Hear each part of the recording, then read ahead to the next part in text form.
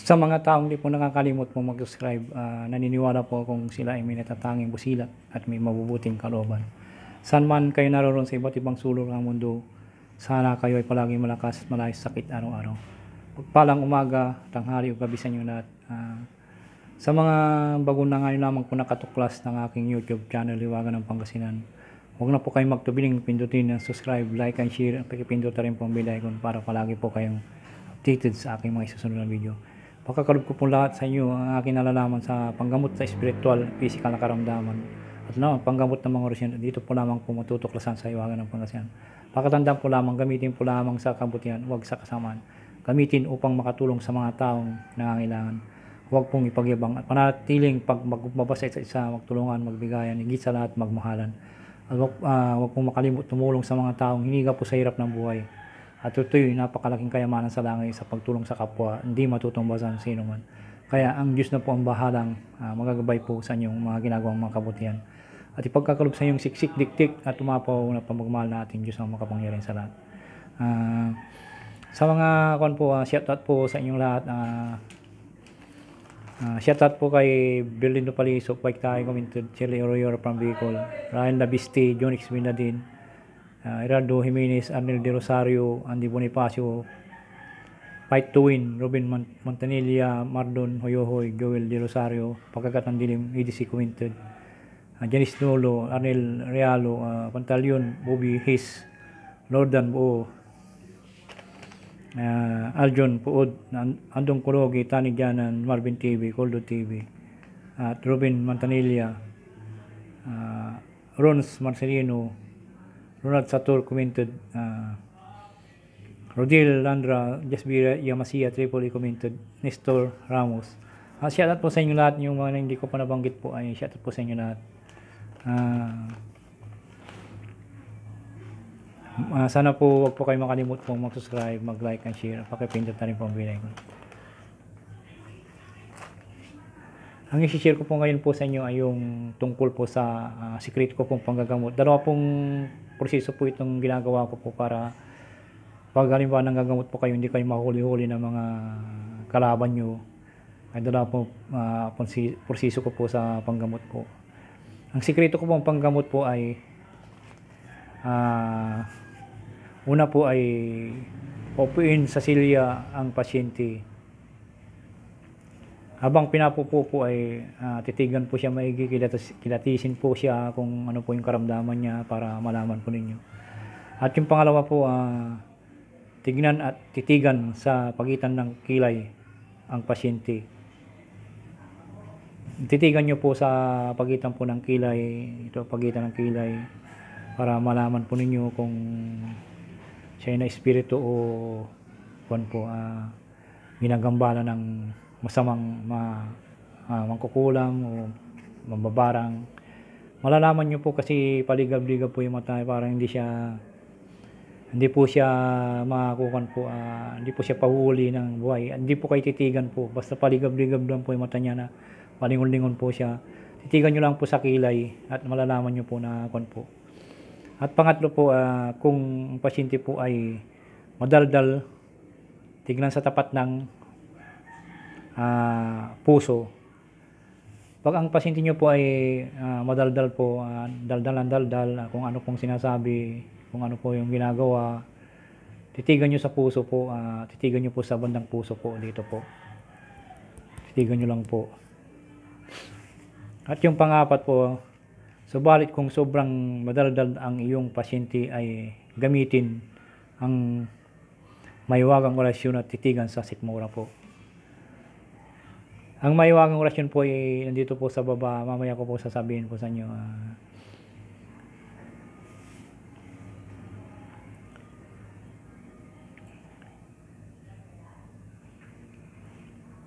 Pag halimbawa po ay ang pasyente ay gamitin ng maiwagang orasyon ay titigan sa sikmura po. Titigan nyo sa sikmura po. Ay sunod po yung panglima po ay maging mapamasid ka at maging wise ka sa pag-aralan mo bago mo gawin ito. Bago mo gawin po yung gusto mong gawin po sa panggamot po sa kanya ay pag-aralan mo muna maigi kung ano po yung gagawin mo, maging mawais ka sa panggamot. Kasi ang panggagamot po ay hindi po basta-basta po mga gamot po. Yung mga nanggagamot po diyan na sa akin po, sasabihin ko po sa inyo yung totoo, ako po ay nanggagamot po ng barang kulam, hindi ko po siya, ang Diyos kasi pag nanggagamot po siya, hindi niya pinapatay yung mga mangkukulam, mababarang, kung hindi po siya sobrang malikot-likot o nagkuko na po, hindi siya, pinakakawalan ko na po siya kasi ang Diyos hindi po siya pumapatay, hindi po siya ginagamot lamang po niya at ito'y pinakawalan po. Kaya ang Diyos po ang aking idol po, hindi, wala na pong ina-idol kundi ang Diyos naman po ang ina-idol ko po sa panggagamot po. Kung gusto niyo pong kayo na pambala kung ano pong gagawin niyo po sa pasyente niyo po, sa mangkukulam po na gumambala, kung marami naman pong pamamaraan po na kung hindi niyo po mapatawad po, sobra na po yung ginagawa po niya, ay pwede niyo pong gawin ang gusto niyo pong gawin sa kanya. Basta pag-usapan niyo muna bago niyo gawin ang hakbang na gagawin po sa kanya para hindi po kayo magsisi sa huli. Dapat po ay maging wais kayo sa panggamot, maging wais kayo para i-focus nyo po yung sarili po nyo sa panggagamot para makipakiusapan po yung gumagawa sa pasyente po ng karumal-dumal po na mga ginawa po niya sa pasyente po. Pwede nyo pong kahit na kayo po yung kayo na pong mag-alis ng kon po, ipagkakalob ko rin po sa inyo yung proseso ko po sa pangalawa po. Antay-antayin nyo lang po. Yung una po itong ginagawa ko po sa panggamot nung bago ko po umpisa, ito pang ginawa ko, dabis po ito. At ito yung panglima po, maging mapangmasid ka at maging wise ka at pag-aralan mo bago mo gawin ito. Dapat po ay maging mapamasid ka po para maging wais ka sa paggamutan. Huwag kang pasisindak sa mga ganung bagay kasi hindi nyo mo alam kung kalaban nyo ay demonyo ay napaka-kon po yung mga demonyo, magpanlindang po. At yung pang-anim po, humingi ka ng basbas kay Ama at humingi ka ng tulong sa Kanya. Dapat dabis po yung bago ka manggamot po ay humingi ka muna ng basbas sa Ama, tulong na Ama, tulungan mo po ako sa aking panggagamot, ikaw na ang bahala na gagabay po sa akin para matulungan ko po isang tao na ito na mapawalang bisa ang kanyang ginawang mga sakit sa binigay sa kanya, sumapi sa kanya na marami pong ginawang mga nilagay na mga sakit sa katawan ng isang taong ginagamot ko, pasyente. Sana po pakawalan niyo po ang kanyang karamdaman sa pamamagitan ng iyong kapangyarihan. So Kristo, tanggalin mo ang kanyang karamdaman na sa katawan niya at tunawin mo po, Ama. Example lamang po yun na kaibabagay sa inyo na paggabay sa pagbasbas sa Ama na humingi ng kapangyarihan sa Ama. Marami pong kapaaranan po, kayo na po ang balang humingi ng kahit na anong simple lang po na hihingi kayo ng basbas sa Ama at tutulungan, gagabayan kayo. At dapat mo muna ay kung halimbawa po ay sa una po ay manggagamot po kayo, ay dapat po ay maglinis muna kayo sarili para kumasip po yung enerhiya ng kapangyarihan ng mga orasyon, sasapi sa inyo para lumakas po kayo sa spiritual. Dapat po nang buruan po talaga maglinis sa sarili para kumasip po sa inyo ating ginagamit ng mga orasyon. Labis po yung paghingi ng tawad po sa Ama na ating namaganang kasalanan. Yan po, pakatandaan po ninyo at yan po isekreto ko po sa panggagamot po. Huwag po kayong huwag po kayong magsawang humingi sa Diyos ng mga kapangyarihan na humingi kayo ng gabay na pagsisisi, At pinapatawad po kayo ng Diyos na makapangyarihan sa lahat na inyong ginagawa na mga nagawang kasalanan. Ay papatawarin kayo. Wala pong imposible sa Diyos na makapangyarihan sa lahat na ipakalob ang pagsisisi o kapangyarihan niya sa pagwawalang sala sa inyo na nagawang kasalanan. Dapat po ay pag gumagawa po kayo po minsan po ay isa po isipan nyo lamang po ang paggawa po ng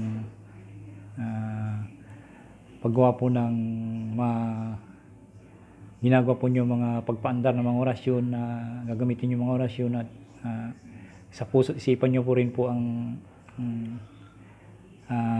pagkumbaba sa isa't isa, magtulungan, magbigayan sa tumulong sa kapwa na para gabayan kayo ng Diyos ang makapangyarihan sa lahat inyong mga ginagawa.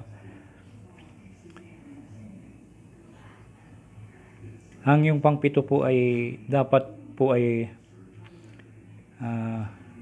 nakapudir po kayo dito, balabal, pundo, bago po kayo manggamot para hindi po babalik po sa inyo ang mga sakit ng inyong mga ginagamot. Ito po yung pudir, pundo, balabal, pundo, pakod, pudir ay yung po yan, yung ibig ko sabihin po yun ay protection po yung sarili, pati sa buong pamilya nyo po yun, para hindi po kayo mabalikan po ng ginagamot po nyo. Nagamot po nga nyo yung pasyente nyo, pero kayo na po, kung wala po kayong puder po, ay yung sakit ng pasyente po ay babalik po sa inyo, kakapit po sa inyo. Kaya kayo po ang magkakasakit ngayon kung wala po kayong puder na ginagamit po ninyo. Dapat po inakabudir po kayo, kompleto po, bago kayo sumabak po sa gamutan po, para malaman po ninyo na may protection po kayo sa katawan at hindi wala po kayong tawag dito, wala po kayong parang may malakas po yung spiritual po niyo kasi may protection po kayo sa sarili na pambakod, balabal, pundo, kompleto po yun, yung po. Dapat marunong po kayo nun. Marami na pong in-upload yan na bakod, balabal, pundo. Dapat yun po ang gamitin po ninyo. Kasi na po kayo kung na-excited lamang po. At yung pang-walo po, bago manggamot po, ay magdasal po ng isang ama namin. Kahit isang ama namin lamang po, dito po sa unang ko po. Ang ginagamit ko po dito, isang ama namin lamang po bago Tapos isunod po yung konsagra po. Pag yung gagamitin nyo na po yung orasyon na akibabagi po, ay konsagrahan nyo muna. May in-upload na po ako dyan na konsagra na hoc is inim, corpus meum, hic is inim, calic sanguinis mei, nobe eternit in damisti, mysterium pidi qui probo vis it pro multis iponditor, in remissionem peccatorum, Jesus homo salvator. Yan po ang labis po na pangkonsagra po, bago nyo po po sa unahin nyo po muna yung pangkonsagra, tapos isunod nyo po yung orasyon po para dabis po na kakasi po. Yan po ang po ng pangkonsagra. Palagi pong nauna po yung pangkonsagra, yung hoc is inim. Tapos isunod po yung pag na kanyo na po kanyo na po yung halimbawa na ikon na po yung konsagran nyo po, ipatong yung kamay nyo, huwag nyo huwag nyo pong isagad po yung kamay po nyo, ganun lang po, ipatong nyo pong ganun, tapos banggitin nyo po yung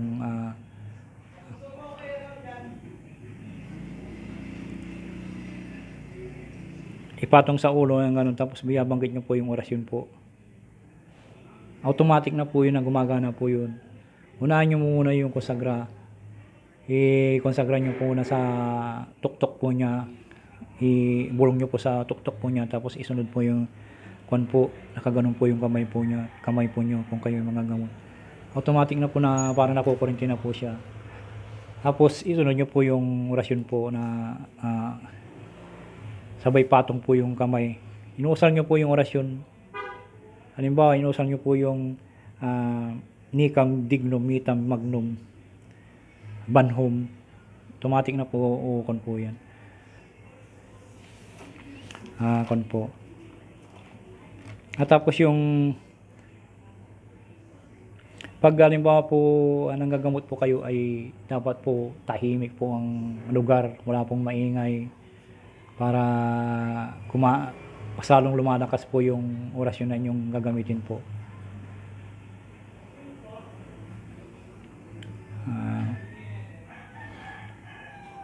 Dapat po ay focus po kayo at wala pong naririnig na kayo lang po nakakaalam po. Tapos mo ikon po ay usalin mo yung orasyon na nakagano yung kamay mo, tapos ibuga mo sa kanyang kwan po, sa ulo o sa puyo, ibuga mo dyan. Tapos pwede rin pong ibuga po sa tubig. Ang gawin nyo po pag sa tubig naman po ay kumuha kayo ng kalahating tubig, ikon nyo po yung hoc is inem corpus meum, hic is inem calix sanguinis mei, inobit eternit sembiste, mysterium pidi qui probobis is pro mortis ipunditor, inimissionum peccatorum Jesus Salvador. Tapos isunod mo ko yung orasyon po na yung gagamitin, yung pampalayas ng mangkukulam, mangbabarang, lahat po, painom nyo po sa pasyente po. Sana po naintindihan po nyo aking ibig sabihin po, aking sikreto na panggamot sa mga pasyente na marami na po akong ginamot na ganun po ang ginagawa ko.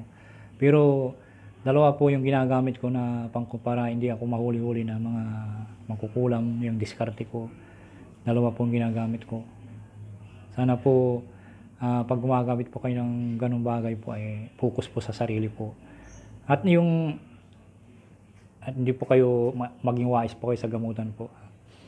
Ang orasyon na kulam o kahit anong sakit, pero mas malakas ang orasyon ito sa panggamot sa kinulam po. Ipakakalob ko po sa inyo ito yung napakalakas po sa mga sakit po, pero mas malakas din po sa kinulam po. Dapat po ay ihanda nyo na po yung ballpen nyo at isulat ko nyo at ipapakalob ko na po sa inyo ang panggamot sa mangkukulam po. Narito po ang orasyon po na panggamot. Sana po pakiingatan po ito. Sikreto sa panggamot, orasyon sa kulam o kahit anong sakit, pero mas malakas ang orasyon ito sa panggamot ng kulam. Narito po ang orasyon po.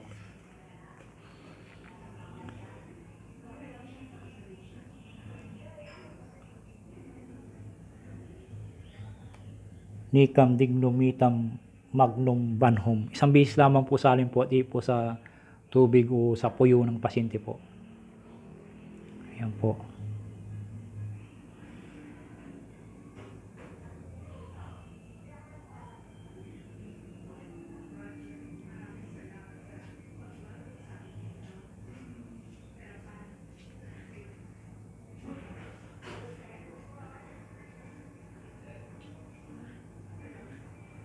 Salin po lamang po ng isang bisis para po.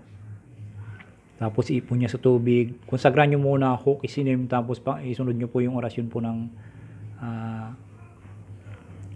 panggamot sa kulam. At ito'y lalayas ang sumapi sa kanya at hindi na po siya babalik kailanman. Para sigurado rin po kayo, isi-share ko po rin po sa inyo, kumuha po kayo ng dahon ng atis, ng 7 dahon ng atis, tapos dahon ng tanglad na 3 piraso, tapos yung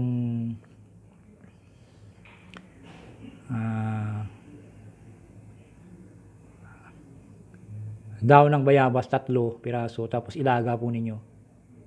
Pagkatapos mo mailaga po, palamigin po ninyo, tapos pagkalamig po, ibulong po ninyo yung orasyon po, tapos yung orasyon na to, ibulong po sa inilaga po ninyong bayabas, tanglad, saka yung dahon ng atis, saka nyo ipainom sa pasyente po.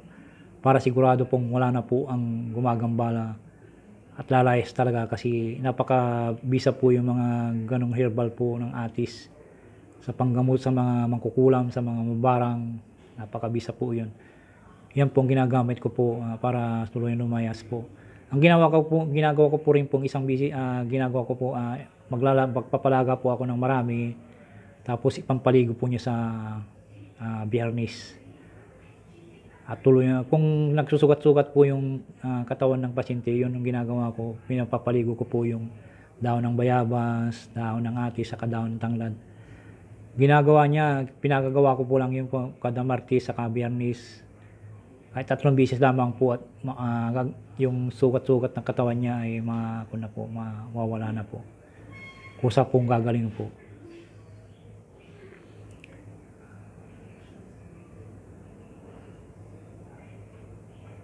Sana po pakiingatan po, at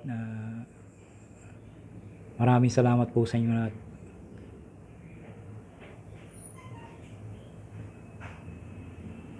Yan po, sana po mag-subscribe, like, and share po kayo. Shout out po sa inyo lahat. Maraming salamat po sa inyo lahat.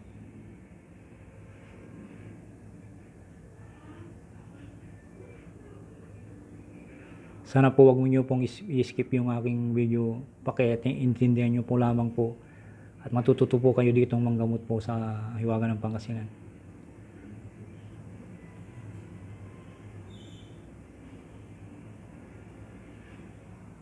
Maraming salamat po. Salamat po sa inyo lahat.